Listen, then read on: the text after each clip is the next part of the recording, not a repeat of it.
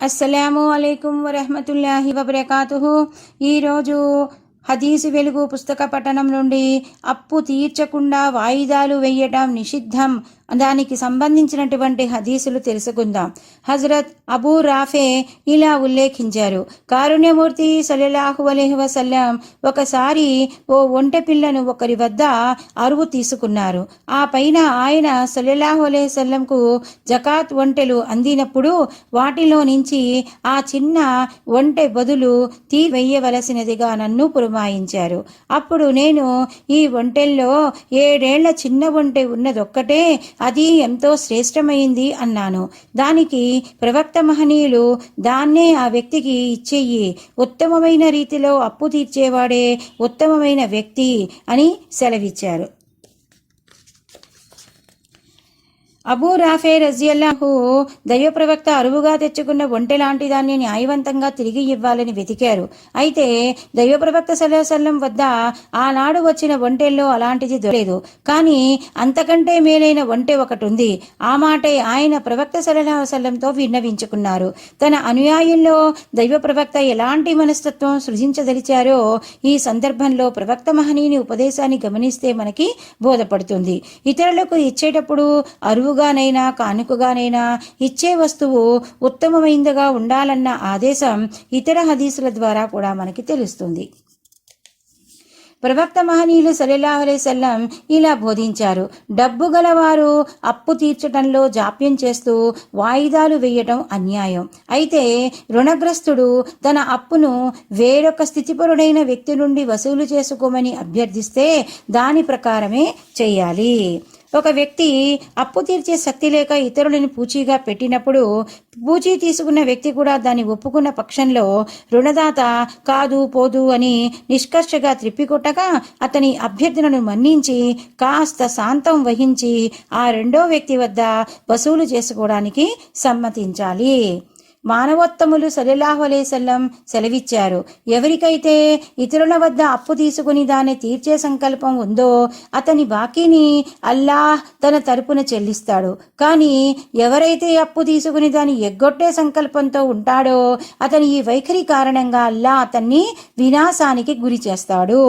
అప్పు తీసుకుని తిరిగి చెల్లించే ఉద్దేశం లేకపోవడం అన్నది ఎంతో నీచమైన మనస్తత్వం.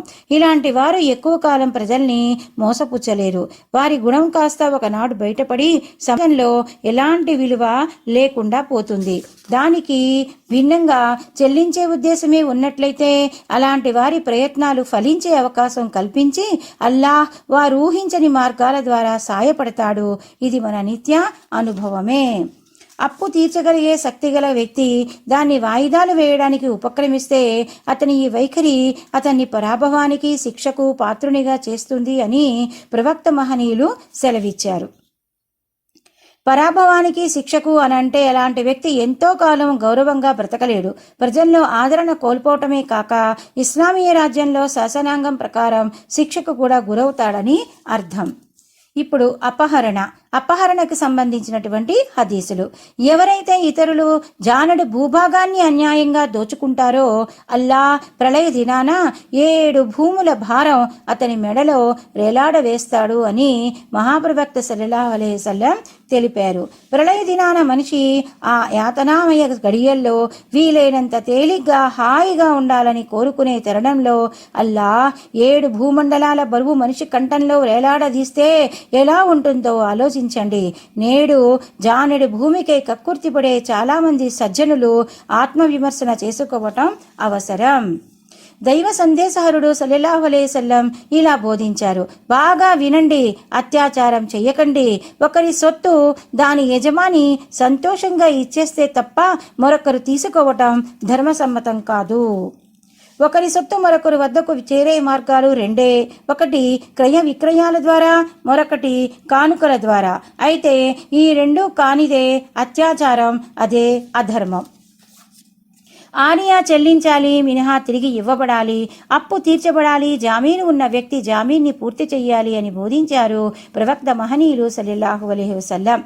ఆరియా అంటే అరువు తెచ్చుకు అని అర్థం. ఇక్కడ భావం ఏమంటే ఎవరినైనా అడిగి ఏదైనా వస్తువు బదులు తెచ్చుకుంటే దాన్ని తిరిగి ఇచ్చివేయాలి. మినహా అంటే పాలిచ్చే ఒంటే అని అర్థం. అరబ్బులు ధనికులైన వారు తమ బంధుమిత్రులు పాలు పితికి వినియోగించుకోవడానికి ఒంటల్ని ఇచ్చేవారు. మహాప్రవక్త సల్లల్లాహు అలైహి వసల్లం ఉద్దేశం ఏమంటే అలా ఇచ్చిన జంతువుల్ని వాటి ఉపయోగం తీరిన తర్వాత యజమానికి తిరిగి అప్పచెప్పాలి. అలాగే అప్పును ఏమాత్రం దిగమింగకుండా తీర్చివేయాలని ఈ హదీసు మనకి సూచిస్తుంది.